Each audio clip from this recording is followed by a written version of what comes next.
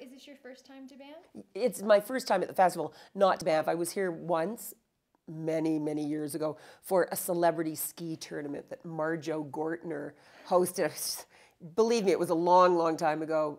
I can't believe I haven't been back since, but now that I'm here, I don't ever want to leave. It's so beautiful. And what would you say is unique about the Canadian, TV industry? You said you've been able to stay within Canada.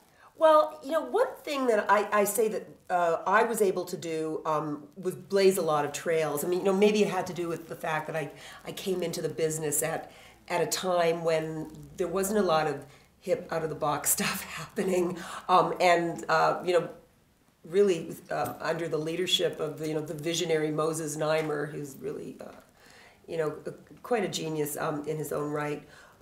We were encouraged to do a kind of television stylistically that just wasn't being seen anywhere else. We were, encouraged to do away with tripods and just really smash and grab guerrilla style television, very in your face, very out of the box, just not what people were doing conventionally at the time. We wanted to just sort of capture real life as it unfolded, which now just seems like, oh yeah, everyone does that because that's reality television. But we were doing that sort of style all those years ago. And I think the fact that we could put music on television in the way that we did, back in the late 70s, this is like before MTV was even invented. Really the first ones in the world to do that. I'm just so proud of that. I'm really blown away now when I sit back and think of it. And maybe sometimes I think that the reason that we can do all these great things in Canada is because we can see the forest for the trees here. We're not so caught up in the hype that we get blinded.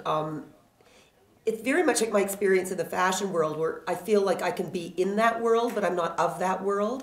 And I think that's really important. I think that's one thing that Canadians have always been really good at. We've always been great storytellers. We've always been able to sit on the fence, in a beautiful style. I'm not saying that's a bad thing, and observe. And I think we're great observers here too. And I think a combination of those things have really helped us be the kinds of storytellers that we've been in this particular medium.